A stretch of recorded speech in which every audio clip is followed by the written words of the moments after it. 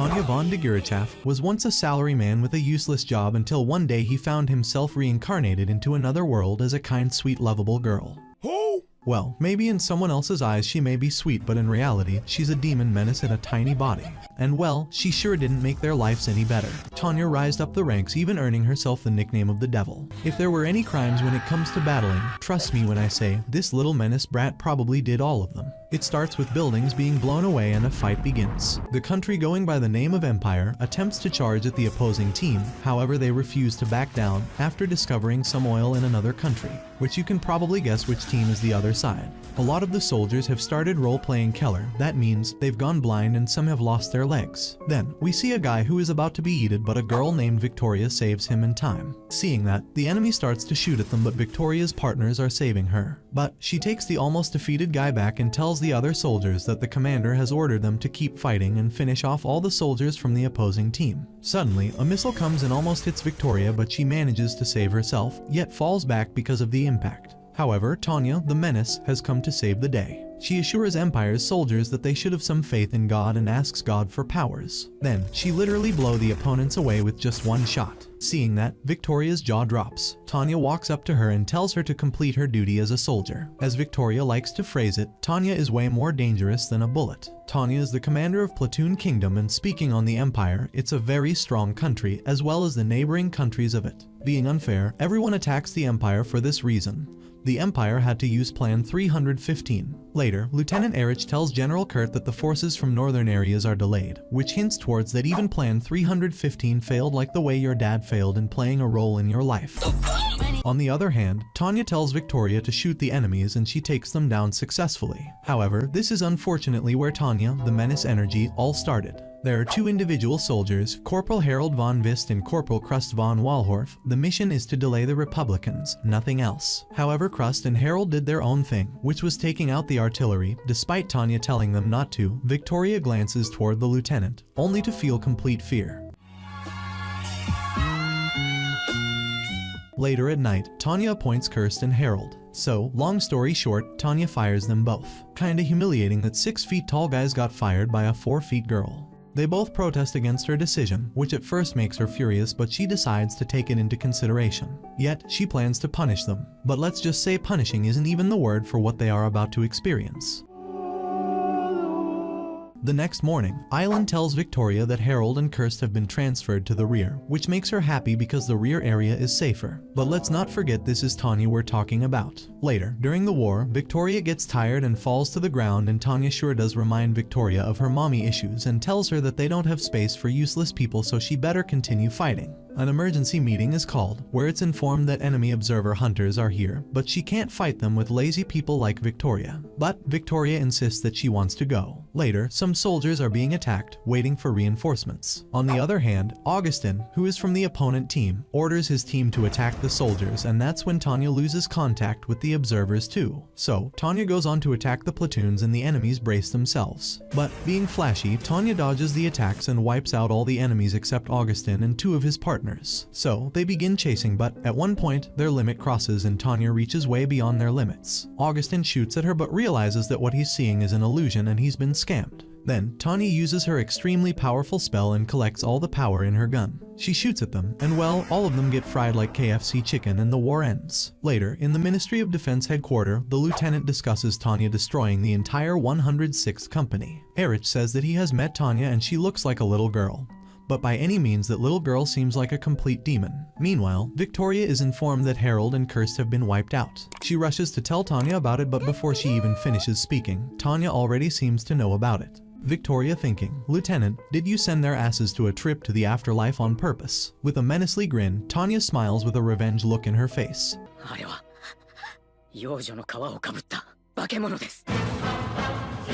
Time for a little backstory on how Tanya got teleported into another world in the first place. Tanya in her previous life was a successful businessman. And yeah, sort of emotionally unavailable and always angry and strict too. But anyways, one day old Tanya, who is a man, fires an employee for being a jackass worker. The employee begs to not fire him because he has his mistake. I mean, his daughter, who he has to take care of and pay her expenses. As expected, old Tanya did not give a damn. So, being a Gen Z type of serial killer but in a subtle way, that employee pushes him on the railway tracks. And of course it's the menacely train con, but however, he doesn't die instantly. Instead, dude gets surrounded by weird people, being stuck in time. They all talk to him about having faith in God, and of course, as sadistic as this dude is, he didn't believe in God. Before he gets hit by the train, he is told that he will be reincarnated. But if he dies in his second lifetime, he will be dead and won't get reincarnated again. With that said, he gets hit by the train and yeah, pretty much you know the rest. Now, Tanya opens her eyes in the arms of a nun feeding her some baby food. Tanya looks around and sees that she's been reincarnated into a little girl. Finally, the part you losers can relate to, Tanya gets abandoned by her parents because maybe they were poor or something like that and probably didn't use protective measures. So, Tanya ended up in the church along with other orphans, and in this world, everything is very clear as to who is rich and poor. Where Tanya got reincarnated is similar to Germany in the 1940s. That being said, Tanya notices how this world didn't have technological advancements, but this world has magic and American love of weapons. But what the orphanage discovered was Tanya had immense magical powers, and in this world she is classified as a mage and not some 9-to-5 working manager only to get a minimum wage. Tanya knows that the only way to survive in this world is to join the army and keep herself alive. So she doesn't just make a mage, but also joins the training. After a while, she becomes a trainer in less than a year, and as soon as the new trainees look at her, they think that it's some sort of a joke to be trained by a lowly, especially a midget. Tanya seriously says to them to not drive her to despair, to which one of the trainees mock her and says that it's a good attempt in scaring them. Well, dude surely didn't know what was about to come for him. Tanya attacks him so wildly, he gets his ass slammed on a wall, shocking everyone else. The man tries to resist her attacks and calls Tanya a brat. But soon enough he's on the ground too. Before she could actually bring in some damage to the trainee, she gets stopped. Later, the soldier begins discussing a plan and debating who to send over to the north where the enemies are at. And as you can probably who got sent to north, Tanya gets deployed to the north to fight the enemies. But there was not much of a danger, well, unless you count Tanya as the danger. Well, some intruders actually made their way into attacking, and Tanya never thought that she would face anything while training. So, she hates being X, which is the name she gave the god that sent her to that world. Anyhow, they all attack the people on the ground while some enemies are in the air, approaching Tanya. Though, Tanya doesn't know that because of the static noise. Then, soon enough she realizes she is being attacked, but the enemy mage misses his shot.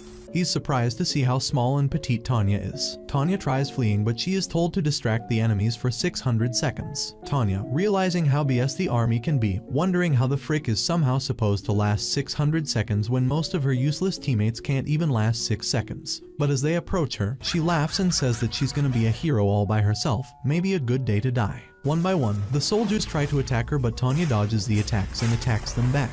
They try surrounding her, but Tanya just has 120 more seconds to fight them. But that's when she runs out of ammo and she puts her hands into action and destroys all the enemies, and 3 of them flee. Before she falls to the ground, she has a smile on her face, knowing that she was successful in taking them down.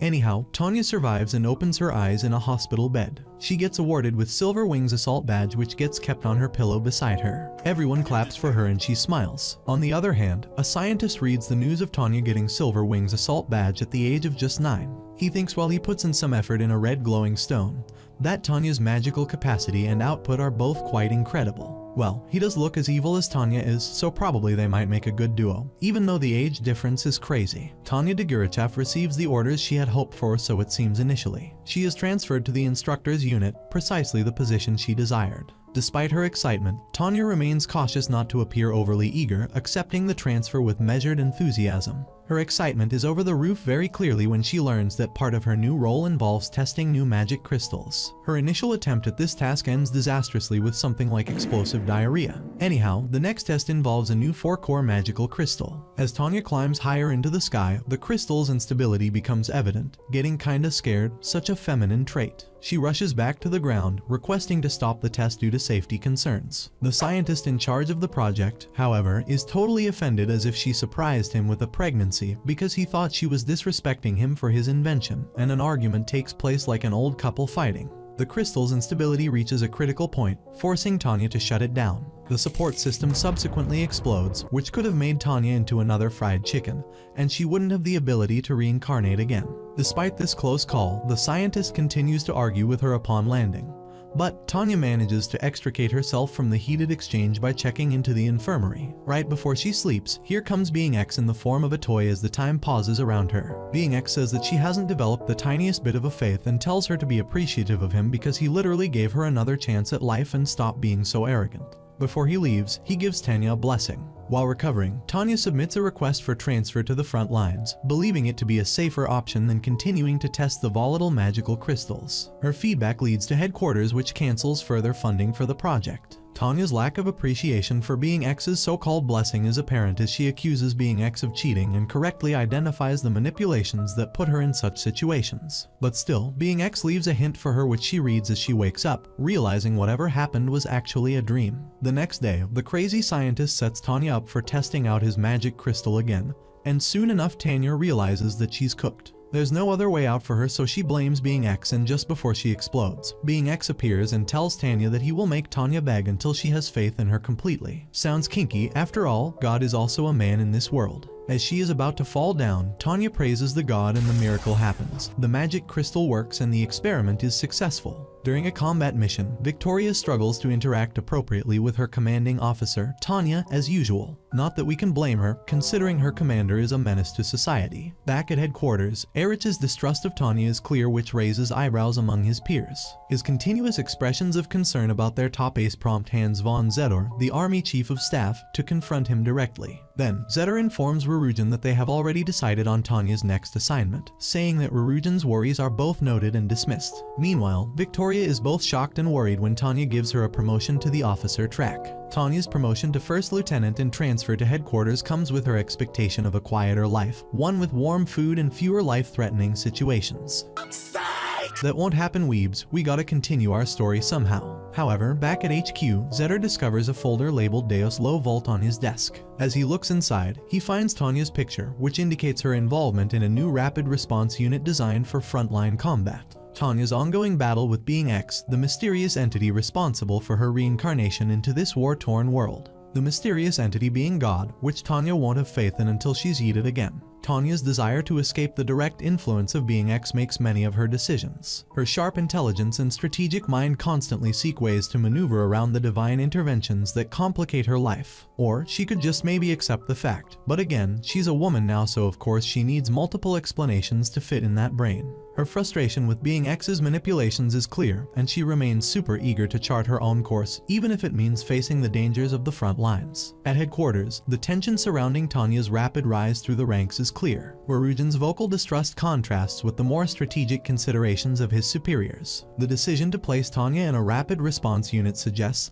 that her superiors both recognize her exceptional abilities and understand the need to deploy her where she can be most effective, despite the potential risks. Tanya's strategic mind is already contemplating her next moves. Her transfer to the front lines, while seemingly kinda more dangerous than being struck by a train, shows a big risk to escape the unpredictable hazards of magical crystal testing. And the direct influence of Being X, the promotion of Victoria, hints at Tanya's recognition of loyalty and competence among her subordinates, further making her reputation stronger as a formidable and strategic leader. Now with our blonde maniacal midget waking up from her restful sleep, probably dreaming about slaughtering kittens, Tanya then turns on the radio to listen to the updates about the military ongoings of the war as she gets ready for another day at the military academy. Once she is ready, she collects her gun and heads out. People are going about their day in the city as Tanya walks to the academy. She still remembers the scent of blood and gunpowder from when she was on the front lines, but has actually started to enjoy her studies and campus life. She thinks to herself how similar the military academy is to a normal university, minus the shooting and beheading parts. During class, an absolute buttmunch is asked about a certain strategy and he is unable to answer. When the teacher asks Tanya, she gracefully responds with an answer that follows the military law, and the teacher is really impressed. As the classroom clears out, Commander Uger asks her why she carries her gun at all times, and she makes an excuse about how she could need to be on duty at any time. The true reason was in case she came face to face against Being X at random. Later at the library, the wee midget crackhead is trying to reach a book on a high shelf and failing miserably at it. That is when a man enters and takes the book off the shelf for her, commending her for being so studious and smart. When Tanya sees the rank on his uniform, she gets her undies in a twist and salutes the general standing before her. The man introduces himself as General Zetor, someone who was currently in charge of military strategy. Tanya finds this to be the opportunity of a lifetime because she can finally find a way into a cushy job away from the front lines. Zetor asks to speak with her and she eagerly agrees to it. Once at his office, Zetor asks Tanya to sit down and asks about her opinion on the war. Tanya responds that the question is too broad. In her mind, she's doing mental gymnastics trying to give the best answers so the general would not be disappointed. Zetor clarifies that he wants to know about the future of the war. Like a pain-in-the-butt teacher's pet, Tanya starts about how she thinks the war would soon develop into a world war. The military was powerful enough to defeat the Republic and that would lead to them getting control over the country, but other alliances and groups would be hesitant and a war for power would break out globally. This impresses Zetor, who asks her how she would manage if that happened. Tanya is still in her head trying her best not to make a single mistake. She talks about forming alliances early on and regulating resources so that the country would have a strong place when the war got really bad. Zetor almost traps her by asking why winning was not an objective and Tanya goes through an oh crap moment. She covers up her sloppy mistake by going into detail how the alliances would help them and how battling with mages on the front lines would be really helpful. Regarding the few number of mages present, they could spread them out and make the best use of their abilities and win the war. Tanya impresses even herself with how much BS she can pull out of her ass. Zetor seems content with all of this and asks Tanya to submit a formal proposal to implement her strategy. She leaves the office and the general is left concerned over how smart Tanya truly is. The proposal reaches Strategic HQ and Erich is really pissed off at the midget Loli's plan for the mage battalion. He recognizes the handwriting and the pattern and it soon hits him what was at stake. Meanwhile, Tanya is having coffee in a small cafe when she is surprised by Ugur, who sits down to have a chat with her. He asks her why she chose the military when she could have done anything. This leads to Tanya explaining her mommy issues sob story after her dad died, so military was all that she could do. Ugur says that he has a newborn daughter and Tanya should drop out of the military because he could see the cruelty in sending flat-chested lolis to battle. Tanya declines and invites Ugur for lunch, trying to manipulate him, but he declines. The news of the mage battalion reaches the West HQ where Erich is shocked at what is going on. Things are moving really fast and the person he had chosen for the mission had apparently grown too much at the academy. Zetor invites Tanya to dinner and makes her one of the 12 knights. She is honored and presented with a job opportunity to pick whatever she wanted to do after graduation. She soon realizes it's a trap and she has to lead the mage battalion. But for this one she kinda dug her own grave by being a smartass. In her office, she is bombarded with stacks of papers and just when she is wondering how to go through them all, Sir enters and Tanya is shocked at how all her plans were coming to bite her from behind. Victoria is making an honest effort for a boss who, we should simply say, isn't paying special attention to her well-being. Tanya is frustrated that Victoria shows up because it implies the mound of paperwork among her and making the battalion ready is less of a snag. Sadly, it gets complicated. Victoria has mentioned extra assistance, so it is much more straightforward to traverse the resumes. Not one to surrender easily, Tanya devises a magical test to screen out mages, and they figure out to eliminate enough to the formation of a battalion in peril. General Hans von Zetor restlessly orders her to figure out how to accumulate more applicants. He tells her she can utilize extraordinarily tough techniques. Victoria is extremely nervous at Tanya's smile. The trainees head out into the wild to start the training. As they are attempting to rest, I literally cannot make this up, Tanya, being the menace she is, stirs them with an explosion and advises them to expect approaching live mounted guns to shoot for a day and a half. Victoria, expecting simply such a turn of events, is now digging her foxhole when the shells begin to fall. Tanya will probably mistreat the enlisted people until they quit. Indeed, even following a day and a half of relentless shelling, not a single one of them surrender. So Tanya basically says, it's time for round 2, without utilizing magic. They have 48 hours to get to the impossibly far off next position despite all deterrents. They walk as the night progresses, now and again midsection somewhere down in snow, until one of them shouts that Tanya is a you-know-what. His shout causes an avalanche. One of the fighters stalls such a lot of snow out in his throat that he can't inhale, and appears dead. At this point, Tanya literally kicks him hard enough in the back to remove the snow. The soldiers hail her powers as extraordinary. Well, if he wasn't dead from the snow, he going to be gone from his back problems. The trial she had planned to break their spirits welded them significantly more intently together. They become the 203rd Air Mage Battalion. Tanya had planned to break every one of them to delay the arrangement of the battalion. All things considered, she unintentionally made a ruthlessly productive battling force. While looking for her battalion's requests, Erich von Rurugen orders her to meet with him.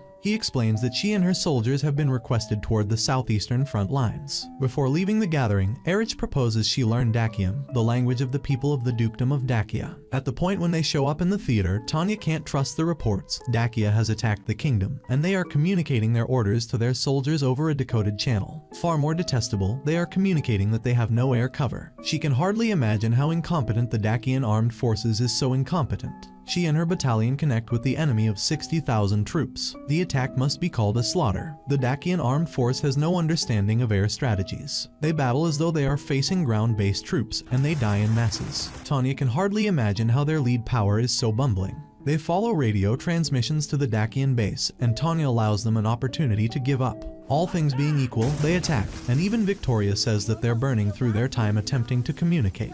They eliminate each of the troopers except the leader. Subsequent to stripping the spot and booby capturing no less than one dead body, they go ahead to the Dacian capital. Finding a gigantic weapons production line in the city, Tanya utilizes her little girl voice to declare their attack and allow the enemies an opportunity to empty, all to satisfy a worldwide show. Then ruin the production line and the encompassing structures. Tanya portrays the optional explosions as firecrackers praising their attack. She commands her battalion to get back to their kingdom. Indeed, even Victoria can't really accept how desolate the invaders were. Tanya and her battalion face a great deal of difficulties, yet they figure out how to make something happen and make areas of strength for a power. Tanya's brutal preparation techniques unite the fighters, and they become the 203rd Air Mage Battalion. They then, at that point, face the Dacian armed force, which ends up being totally not ready for their assault. In spite of the multitude of impediments, Tanya and her group prove to be the best, showing exactly the way that strong and brilliant they are. Tanya's finesse and vital brain are on full presentation. She figures out how to transform tough spots into potential open doors, in any event, when things don't go according to plan.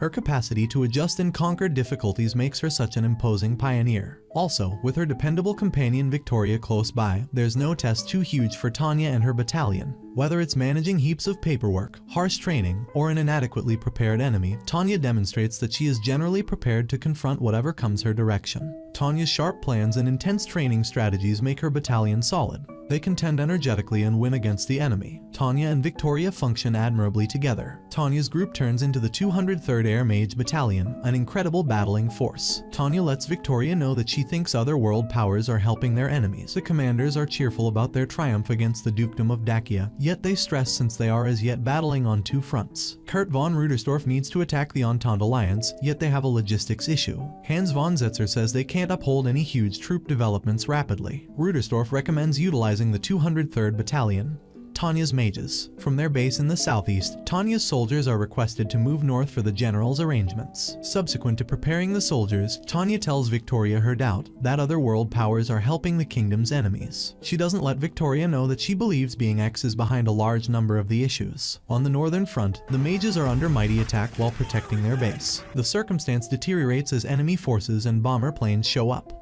The kingdom's misfortunes develop, and the excess mages are nearly annihilated when they get the request to withdraw. Their forces, called Pixie, have shown up. After rapidly taking a look at the enemies, Tanya conveys her powers. To give her mages more motivation, Tanya tells the local commanders not to send off their interceptors. She and her soldiers will deal with the bomber planes. It was a smart move in light of the fact that the enemy is more prepared and equipped than they expected. As Tanya's mages work harder, the bombers and their mage escorts show up. Tanya tells her battalion she dropped the order for interceptors, and that the group who plays out the most exceedingly terrible will pay for victory celebrations. Tanya orders Victoria to take her company and battle the escort while Tanya takes on the bomber planes alone. The bomber plane pilots can't accept a single mage is going after them, then they can't really accept that she arrives at their height and speed prior to dropping a grenade leading the pack plane's cockpit. As the bombers attempt to withdraw, Tanya begins her prayers of power and releases her attack. She destroys the majority of the planes in her most initial strike. The rest retreated. As her soldiers center around the excess mages, Tanya follows one plane to its accident site to try to question the group. She's disheartened to track down everybody dead. Time freezes, and she hears Being X's voice coming from the dead pilot. She shoots her rifle, however he continues talking, saying the world will betray her for her wrongdoings. After he insults her once more, Tanya continues to fire until time starts again. However, she doesn't lose control of herself. Realizing the other world powers are watching, she searches for, and finds, an Alliance Empire listening post. she destroys it totally. Afterward, General Rudersdorf and Colonel Erich von Rugen come to praise her and give her the next task. Recalling being X's insult, she vows to show every one of their enemies a lesson. Entente soldier Anson Su says goodbye to his wife and daughter Mary as they leave the city for safety in an emotional farewell, just like your dad left to get milk. Honestly, who can blame him? Man doesn't want his family in the city that Tanya's about to blow up. As his family's ship leaves, he sits there all emotional when his subordinate gives him a present Mary left for him. It's a gun with his initials. How cute and slightly unhinged. Back at the Empire, Tanya is spitting war strategies left and right. She wants to play the long game by slowly approaching the enemy. But the old goose, Grandpa Vibes commander, wants her to adopt a basic ass guaranteed to fail strategy of going full offensive. However, our homegirl doesn't back down from giving him a piece of her mind. Good for her, we stand an assertive queen. Later, she sips tea with commanders Kurt and Erich while discussing strategy. She lets them know that going on a full offensive would be suicidal at best. She plans a surprise attack at the rear using the full offensive as a distraction. Yes, our Devil of the Rhine is smart, blonde and viscous, the perfect combination. And thus begins the Battle of Fjord. The fjords of Entente Alliance are surrounded by mountains, so people think no one can penetrate. Little do they know Miss Degurechaff is gonna fly right in. Sue is low-key sweating but tries to play it cool. Meanwhile, Tanya with her battalion of mages goes all in for the surprise attack, just like you were a surprise to your dad. Jumping from a plane with her troops, Tanya heads right into enemy territory, leaving Victoria in charge in case things go sideways. As expected, Miss Ma'am did not come to play. She begins the attack with a bang. There is fire and blasts everywhere. The Ententes are just as surprised as everyone else. Tanya rocked and Anson shocked. For defense, the Entente Alliance dispatches a company of mages. The mages try to get the best of Tanya and her troops. Needless to say, they fail miserably. Tanya with her battalion faces the sorry Entente company head-on. Back at the Empire, Erich and Kurt question whether Blondie will be able to pull this off. The audacity to question our Divi of the Rhinal. Meanwhile, at the fjords, the battle is more loud and viscous than the one you have with your toilet after tacos. Blondie is attacking the enemy cannons to weaken the enemies, but the Entente Alliance is also quick to defend. Vicious battles later, Tanya and her troops come out of the battle with a major W. They literally ate and left no crumbs. Just as she's about to leave, Anson comes face to face with her and recognizes her from their past encounter. Madly, he loses his absolute mess and goes off at the Empire battalion with his gun. Naturally, Tanya defends every attack effortlessly. She's the Devil of Rhine for a reason after all. Although Entente reinforcements arrive at the scene, the Empire ships beat them to the punch. They annihilate the living mess out of the enemy reinforcements, securing the Empire's victory. Mission successful. Tanya and her platoon retreat. Anson, on the other hand, is left to pick up the pieces of his destroyed troops. Everywhere he looks, he sees the hell that Tanya has casually unleashed on them. Engulfed by emotion as he looks down at his gun, refusing to give up. Alone, he shoots across the sky towards Tanya, gun in hand. Tanya and Anson have a one-on-one intense battle, both calling out to God for help. Alas, Anson crumbles like stale bread at Tanya's knife. He bleeds before falling into the ocean below. Tanya still doesn't recognize him but takes his gun for herself as a Christmas present. The Empire soldiers take over the fjords, celebrating their win over the Entente Alliance. With pride, Tanya looks at the mess she left behind from the ship, remorseless and satisfied. Back at the Entente headquarters, officials are still in denial, refusing to take the L. Meanwhile, the Empire now has control of all resources and rail paths. They plan to use these new gains to end the battle once and for all. Whatever happens next, one thing's for sure right now: this win is crucial to the Empire. On the other hand, Anson's wife and daughter hear about his defeat against the Empire on the radio. The Empire's victory is also proving to be a sign of their dominance over all others. It starts with our favorite sadistic midget up in the air commanding her battalion as she comments on the war. Being on the front lines is an extremely hectic job, but Tanya seems to be handling it really well. There is a lot of bloodshed and the war is heated. Tanya is commanding her soldiers and shouting out instructions as she secretly gets horned up by all the strategies that she's implementing. Meanwhile, the aerial combat unit is busy taking down the enemies, and some of the people on the battalion are getting cocky about their abilities and how well they are taking down the other side.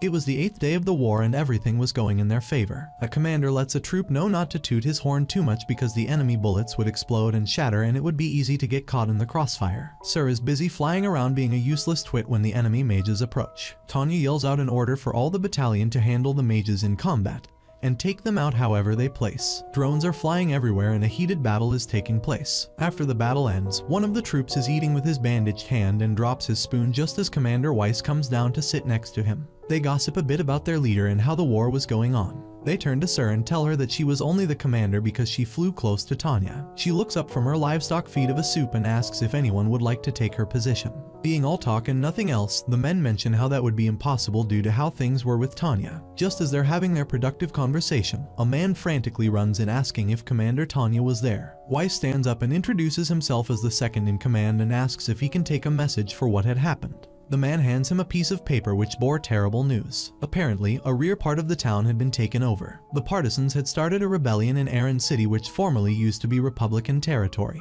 Tanya comments on how they had failed to completely kill the rebellion. Erin City is in shambles with the battalion's supplies cut off. They would have to fight without food or shells. The people there of the rebellion were brutally murdering the opposition and blowing up the bridge. To add gasoline to the fire, the enemy mages had hooked up with the rebellion and created a horrendous murder thing. They were slaughtering the army. This is bad news for Tanya's battalion, which she already hated commanding because it took away from her dreams of living a cushy life strategizing. Captain of the 2nd Mage Squadron, Severin Bayantot guns down some of Tanya's military deploys. He then commands to secure the defensive areas and prepare for a very long battle. They were to delay the war for as long as possible and push against the military. Meanwhile, Tanya is told to rejoice by her commander back at the office because she was being handed a special mission from the theater command. It was the 203 responsibility to demolish the opposing mage armies that were overpowering them. The order was to deal with the mages who had teamed up with the Erin militia, and the entire city was now being treated as if it was Republican territory. Tanya starts to strategize in her mind and mentions how combat in a city would be very hard. The commander mentions how that was not going to be an issue since they already had a tactic in mind. The plan was to send out an evacuation order by the military for all of the Erin area, and anyone who did not listen to it and stayed in the city would be treated like a Republican enemy. The army then had permission to fight with them and eliminate them. This shocks Tanya, who only wanted to take care of the mages who had teamed up. She even voices her concern and displays disdain at how dangerous something like this was. The commander tells her that there would be an army barrage waiting to wipe out any remaining people of the rebellion who remained. It was all a bloody massacre in Tanya's eyes. She talks about what the army's ultimate goal with this was. She then starts thinking out loud and starts getting sadistic with what it meant for her command. Her commander stops her before she can continue thinking aloud. She apologizes for being so informal in front of a higher-ranking officer. The commander shares her sympathy and mentions how this was not how soldiers are supposed to live, but orders were orders. It seems like everything is set and now the only thing left to do is for the midget to get horned up about murder. Tanya explains the orders to her troops about how they were going to take care of the mages along with the Republican enemies. The evacuation note was sent out and the people of Erin were not happy about it. Tanya personally had some issues with the plans because Erin was a beautiful place. The troops are then informed about how they were supposed to spare the non-combatants and even the enemy mages if they listened to Tanya's demands and surrendered on her terms. However, people have their qualms about the plans, but nobody dares to speak up to Tanya. As the troops are getting ready for heading into battle, there is talking among them about how inhumane the entire thing was. There was no way to tell apart civilians and Republican enemies, so they would essentially be using them as human shields for their advantage. The people would be killed like pawns in a deadly game. A commander speaks up and yells at people talking about these matters. Orders were orders according to him, and there was no time to second guess themselves. News of the Imperial Army's response to the rebellion and alliance of mages and rebels reaches Severin Bayantot. He did not expect the military to respond so quickly to their assault and orders his troops and mages to proceed with the plan as they had already discussed. This meant that the approaching unit of Tanya's battalion would be sniped down from hiding while they thought that the people had evacuated. As the battalion reached the city of Erin, some army soldiers were being tied up and beaten by the rebels and held against their will as hostages. The seemingly quiet atmosphere is suddenly disturbed when one of Tanya's troops is shot down from hiding. Tanya quickly orders them to spread out and they get ready to face the army of mages against them led by Bayantot. Soon, the battalion starts to overpower the rebels and the mages as they spread out and start taking them down one by one. Since destroying city property was no longer an issue, there is a lot of destruction going on as Tanya aims to suppress the uprising and take back the city of Erin. Bayantot is very aggressive with his mages and manages to get a good hit in. Sir informs the battalion about the opponent's location, and that helps a lot in taking care of them. After some more fighting has gone down, Weiss asks Grants if he can take a stimulant since he was not feeling too good. Grants agrees and is heading over to him when he stops in shock. This was because Weiss had been shot and wounded. They quickly drop to the ground so Grants could administer a coagulant to Weiss. Tanya shows up not long after and tells Weiss that he should fall back since it would be better for the wounded to leave rather than stay and slow down the fight. Weiss shamefully agrees and a new chain of command is quickly set up on the spot. Weiss then retreats as Tanya's forces keep pushing towards the enemy mages. The Devil Ryan's orders were to keep pushing forward since the only goal of the mages was to delay the war, so they did not give them any chance to catch their breath. Once Severin learns that the army was not holding back, his cheeks get clapped and he orders his mage army to retreat, and they all go into hiding in a building. The troops are about to charge when Tanya stops them and says that if they had retreated, they could focus on suppressing the rebellion. The entire city should not have to be destroyed meaninglessly in a battle when the enemy had already retreated. She then grabs a megaphone and issues out commands to all of the people still in Erin. She lets them know that they needed to surrender if they wanted to not get treated like Republican enemies. She then orders them to release all of the troops that had been captured since they were people of Erin, and this angers the people of the rebellion greatly. Just then, one of the captured and tied up militiamen tries to run away, and as soon as he is out in the open, he gets shot down. Tanya is done with their BS and considers that as a signal that the civilians were now Republican enemies. She had done her part by letting them know on the megaphone, and now they would have to face the consequences of disobeying the military. She orders the troops to go ahead and basically slaughter everyone in sight. She gives the green light to the barrage that was on standby, and even though Grants is horrified by the order, the killing begins. The tanks take down the buildings, and the beautiful city of Erin is now on fire and everything is burning. Women, children, and old people are being caught in the crossfire of the brutal reality of war. Meanwhile, Tanya the maniacal midget is having the time of her life, shooting and blasting away at everyone who had disobeyed her. Even Severin Bayantad is horrified by what the opposition was doing, and he orders them to fall back and help the people of the rebellion, but it is too late by that point. The barrage is in full force and people are getting slaughtered left and right. Grants is in total shock as he carries a wounded hostage to the makeshift recovery area they had set up in Erin. They notice a bunch of common people in the distance walking away trying to evacuate, and Tanya receives an order to eradicate them. That is when Grants reaches his breaking point and flies off to where Tanya is standing. He expresses his horror and how they should let the people simply go because they were unarmed and innocent, and Tanya warns him about disobeying direct orders from superiors. Grants cannot take it anymore and is slowly driving himself mad as he tries to reason with Tanya, who gives him the ass whooping of a lifetime. She then yells at him to pick up his gun and follow orders because he was being disobedient and disgraceful. As tears flow down his face, he looks at the innocent people before him before losing it and starts shooting at them, yelling out in horror over the sins he was committing.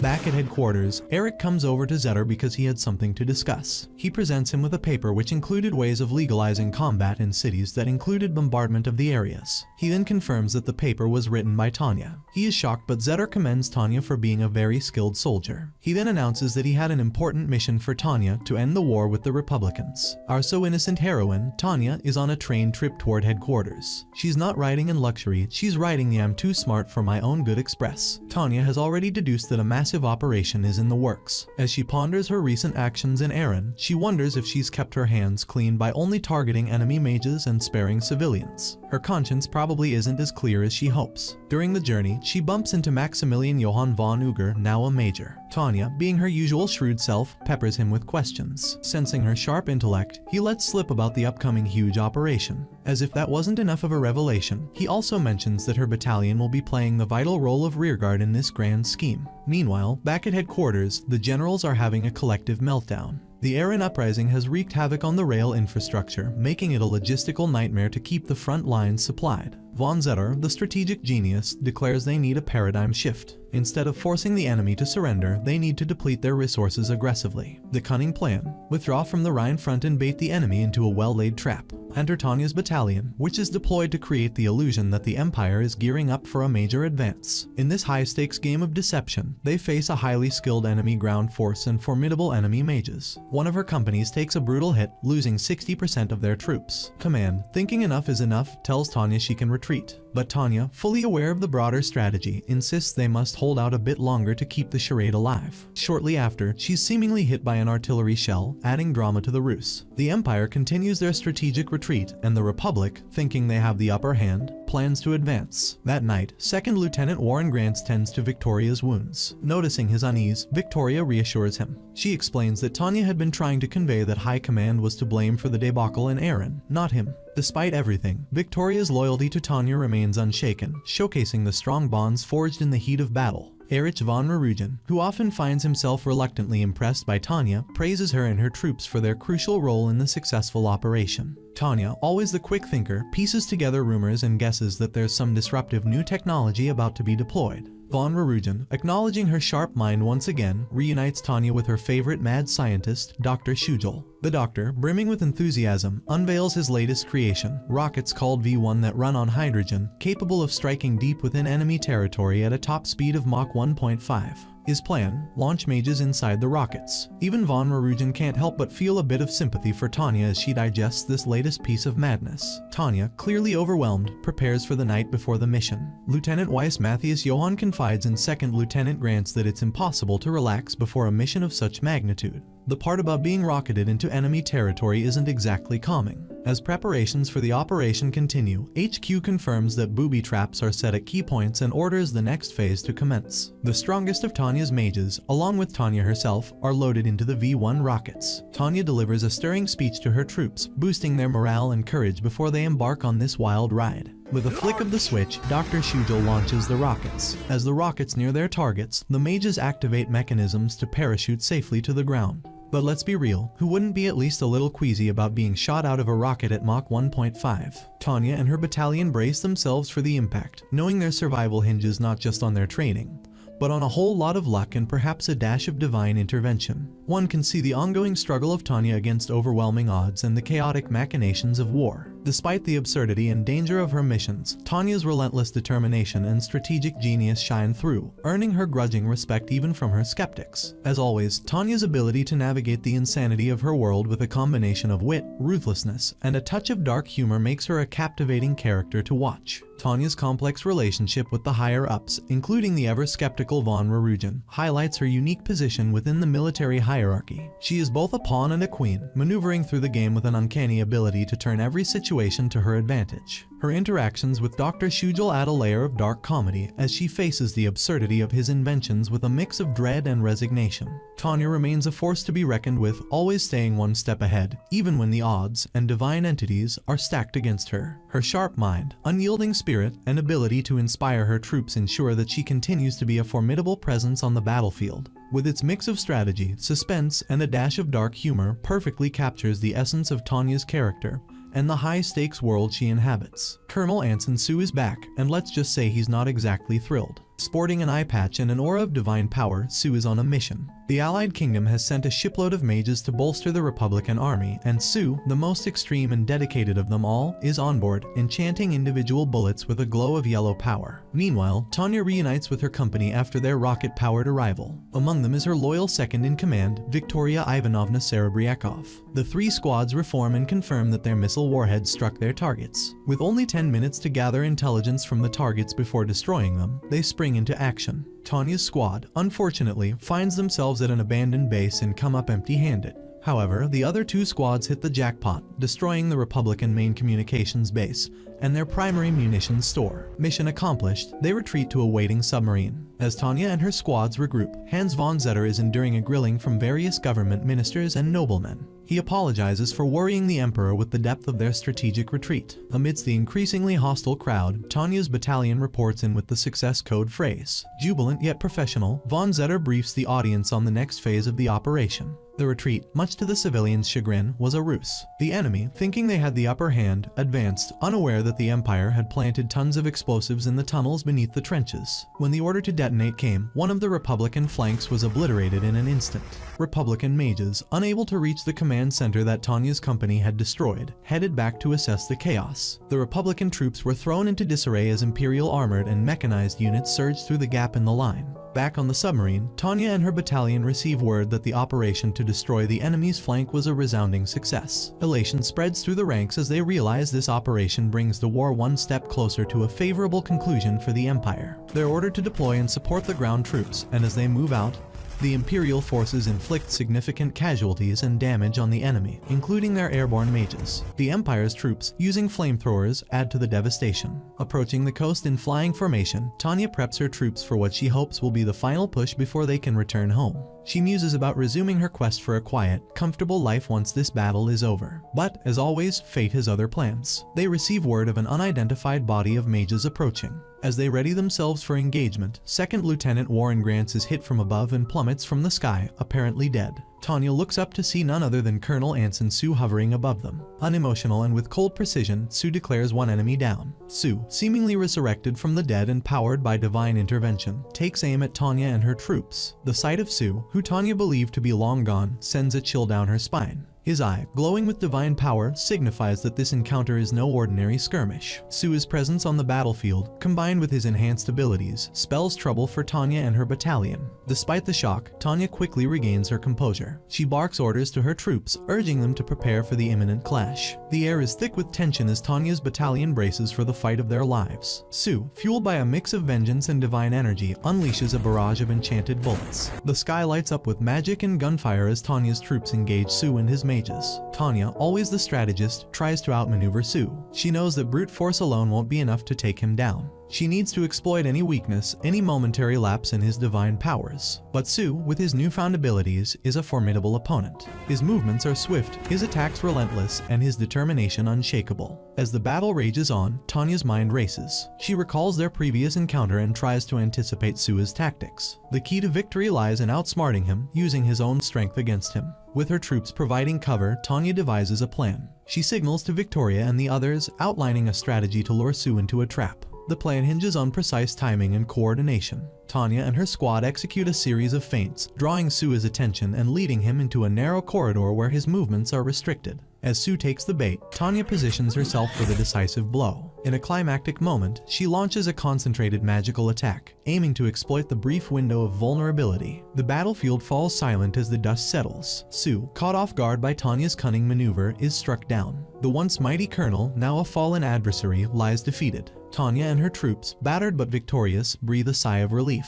The immediate threat is over, but the war is far from won. As they regroup and tend to their wounded, Tanya reflects on the battle. She knows that each victory brings them closer to ending the war, but the cost is high. The sight of fallen comrades is a stark reminder of the price they pay. Tanya steels herself for the challenges ahead, determined to lead her battalion to ultimate victory. With Sue defeated and the operation a success, Tanya and her troops prepare for the next phase of their mission. They know that the path to peace is fraught with danger, but they march forward with unwavering resolve. The moment ends with Tanya contemplating the future, her mind set on the battles yet to come, and the quiet life she still yearns for, now just a little closer within reach. Things literally get explosive. The petite powerhouse Tanya Degurechaff is once again up against overwhelming odds. Never one to back down from a challenge, Tanya commands her mages to attack despite being vastly outnumbered. She draws the gun she took from the resurrected threat, Colonel Sue, and shoots him as a whole, fueled by a strong determination. Sue isn't done yet, though, because nothing in Tanya's life ever goes as planned. He finishes a self-destruct sequence by wrapping Tanya and himself in a huge explosion.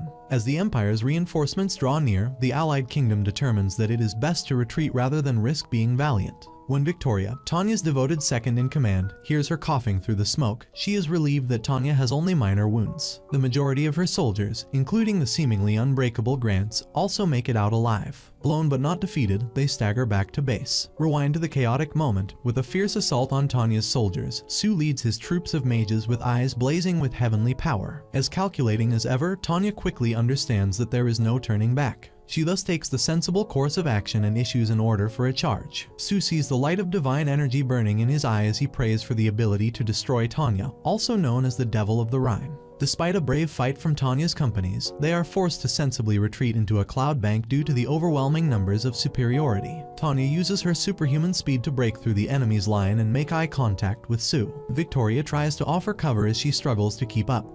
But it's a desperate situation. The longer the battle rages, the more of Tanya's troops fall, and she spots First Lieutenant Matthias Johann Weiss flying straight into an ambush. Tanya prays briefly, and her eyes light up yellow, giving her more power. She manages to shove Weiss aside in time, and then she finds herself in a vicious dogfight with Sue face to face. She can easily kick the gun out of his hand and stab him in the chest because they are so close. However, unexpectedly enough, that is still insufficient to eliminate him. Sue grabs Tanya with his enormous physical strength and gets ready to destroy himself once more. Tanya, imprisoned, tries to escape. Tanya is about to meet her fiery demise, but Victoria's perfectly timed shot is what breaks Sue's hold. Sue tries hard, but in vain. After defeating the last of the opposition, the Empire's soldiers start to rejoice over their brave victory.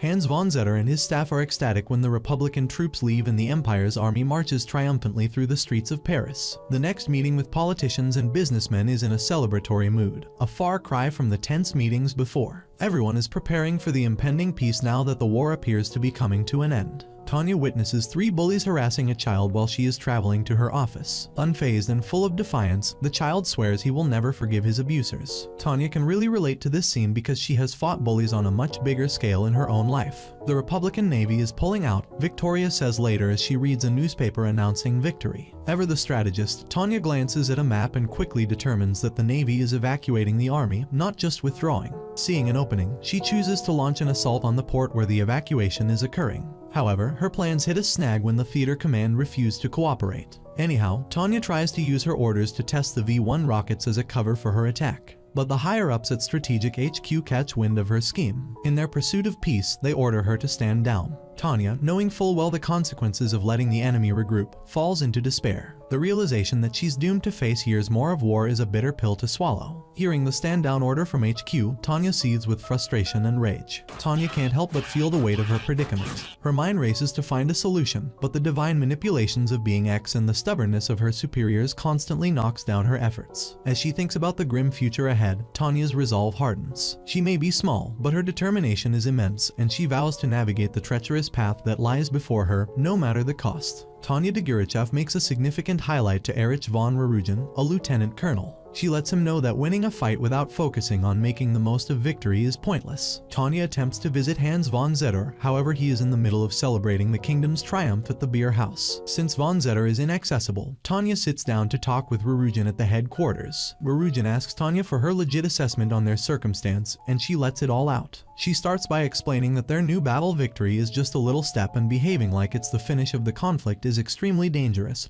and unpatriotic. Rurigen is befuddled that he takes a view at things too sensibly. He asks why the Republic would continue battling after losing the capital city. Tanya explains that hate for the enemies and taking revenge are strong inspirations for countries to continue to battle. She says they should calm the flares of hatred down to end the battle and avoid its harmful consequences. Rurigen is stunned into quietness similarly as a messenger shows up with dire news. The Republic has set up another headquarters on the southern continent. General Du Lugo, a Republican general who got away with his army, is still up in the air to take revenge and defeat the kingdom. His eyes are loaded up with hate as he gives an energetic speech to his soldiers. He lets them know they won't stop until they accomplish a victory. Tanya's unit prepares for arrangement toward the southern continent. In the meantime, von Zetter and Kurt von Rudersdorf talk about their choices. They understand that sending troops south could provoke different nations to engage in the conflict. As the enemies accumulate enormous quantities of troops and supplies, the Imperial commanders tries to bring up an arrangement that will guard the kingdom while stretching out its troops' power toward the southern continent. The US chooses to reach out and sends countless mages to help the exiled Republican army. At an American enrolling office, Mary Sue, the daughter of Colonel Anson Sue, joins the battle. She is driven by rage and a passionate desire to take revenge from the kingdom. Mary Sue likewise promises to bring down the kingdom energized by her hate. At their desert camp, Tanya, alongside Victoria Ivanovna Serebriakov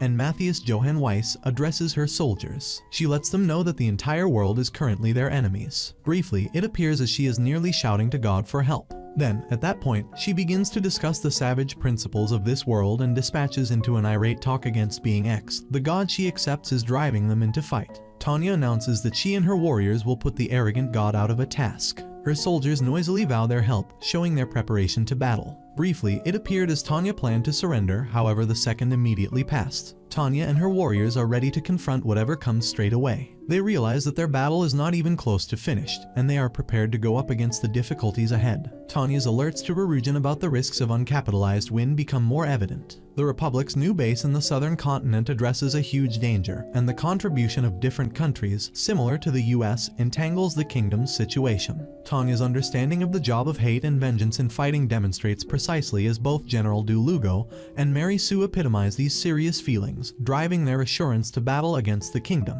In the desert camp, Tanya's talk to her soldiers is both persuasive and disobedient. She recognizes the truth that the whole world is currently against them, however, rather than despondent. She channels her dissatisfaction and outrage towards being X. This second features Tanya's point of view and the individual resentment she holds against the heavenly substance she faults for her issue. Her announcement to oust being X resounds with her fighters, who are not set in stone to help her objective. The kingdom's powers are planning for a troublesome mission on the southern continent, and the presence of American mages close to the Republican army shows an intense fight ahead. Tanya's leadership and her warriors' devotion are being tested as they prepare for the difficulties that lie on await. The stakes are higher, and the result of this new period of the conflict stays unsure. Tanya's capacity to predict the more extensive implications of their win and her constant drive to beat obstructions, including the controls of being X, highlight her personality's flexibility and vital brightness. Now, it's the year 1925 of the Unified Year, and Colonel Erich along with Captain Maximilian Johann is having dinner. As soon as he takes a bite of his pasta, which is literally dipped in water, any Italian would have died of ligma at the sight of such monstrosity. He sighs because he's tired of this food. Johann says that even the railway folks are tired of this because the quality is bad. Then, Erich says that the quality of food has a direct effect on morale. He would have asked the cook to at least put some effort into the food, but Johann reminds him that they can't really ask for luxuries. Johann tells him further that the front lines, especially on the southern front, are way more worse. Hearing that, Erich asks if 203rd Aerial Mage Battalion is there too. If so, he can totally make a suggestion to General von Zedor. Johann wonders what he meant by it, and Erich explains that their nominal allies in Aldoa have been making noises. They want a closer relationship, so if they drop hints about wanting to share provisions, they might be willing to provide. Grown men dropping hints gotta be the girliest thing I saw in the entire series by now. Erich is assured that the 203rd will love it. Now, we're here at the southern front where our baby girl who is role-playing Tanya is sitting in a tent, completely parched. Even Victoria is thirsty as heck, and I bet I could help her. Then, Weiss comes in with a great news, but there were supplies that came from back home. There is a ton of dried pasta that got sent their way, and everyone is just happy to see some variety in food. But well, their excitement did not last that long because they still don't have enough water out here in the desert, and if they used up all their water in cooking pasta, they would die of dehydration. After that, Tanya tells them all to get back to work because this pasta is good for nothing. She tells them their mission. They do force recon and strike their supplies like they always do. Further, she tells them that they will hit their supply lines and see how they react to it. Right away, they get to it and they begin to fly to their target to complete the mission. Tanya gets informed that they have sighted an enemy supply depot that looks like their target. Hearing that, Tanya tells them that the second company will hit from above, third and fourth companies will strike from the flanks. She warns them to not fly into their allies' firing lines. With that said, she orders all units to attack. On the other hand, one of the soldiers of the enemies looks closely at the sun because he sees something coming towards them, and it surely isn't some flock of pigeons. Soon enough, he realizes that it's an enemy attack, and Tanya's entire team begins to blow up the whole place. Then, the fourth company tells them that they have spotted an ammo storage facility, and she should be able to see it directly ahead of the third company. So, Tanya asks the third company if they can hit it easily. The third company locks on the target and blows up the ammo facility completely, causing a huge explosion. Seeing how miserably they are losing, like the way Barcelona keeps on losing, the enemy retreats and runs away to the bunkers to hide for their lives. So, now, the place is good to explore. Victoria sees that there is a lot of water stored in the enemy's supplies, and well, that brings a joy on their faces. Later at night, the dried pasta can now be cooked and they can finally have something other than bread. The soldiers are happy to have a treat to themselves of some pasta, which is literally flavorless since all they have is some water and pasta to eat. But after a few bites, they do realize that the pasta needs some spices, but of course they have no option other than to just go with it and fill their rumbling tummies. After they are done eating, Weiss proposes a plan that their next target should be an allied kingdom forward base. Further, he tells them that what they have suggests that they have been moving large amounts of supplies at night, so they should see what they are stocking up on. Another soldier suggests that they strike the escargots and not the limeys. Another one of them says that he is not a gourmand by any means, but there are things even he can't eat. Then, Victoria speaks up and points her finger at the map and asks if they should try this supply dump. Because of its location, it should have some yummy ingredients. She realizes that she messed up big time by saying that, and everyone is freaked out. But Tanya comes up with a good plan in her mind and decides to go with Victoria's plan. Victoria's eyes definitely light up. Then, Tanya tells them that the goal of the operation is still force recon, but since they are exercising some local command discretion, they need to contact the Southern Front Commander General Rommel. After that, they all are dismissed. Tanya sits down on her chair and thinks that she has to make sure to cover up herself, bureaucracy-wise. The next morning, everyone is gathered up and Tanya gives them sort of a speech over food, the way everything is being shown, the pasta, the bread and whatever else. The next mission they have now is Operation Desert Pasta, and any Italian person would be happy to hear it since Italians are always complaining about pizza or pasta. The mission is then started, and well, as long as they keep finding food, they keep attacking. The enemies do realize what this plan is going on about, but they believe that this is some cunning disguised strategy. Well, that is because every base that was attacked was right on the border of another country's operational jurisdiction. The enemies get to know the name of the mission and they think they are mocking them. On the other hand, Tanya and the crew celebrate with some good pasta and wine, whatever food they could find. While they eat, Tanya thinks about how it is just a temporary coincidence that they were able to find and eat so well in the desert. But that coincidence has restored life and humanity to the troops of this unit. Then, Victoria comes and sits beside Tanya, and she talks about how everything worked out so well. Meanwhile, back at the Imperial capital, Erich is proud of such results and just how the delivery of pasta changed everything for them. That concludes the anime recap. As always, if you enjoyed, let me know down below, and I'm out.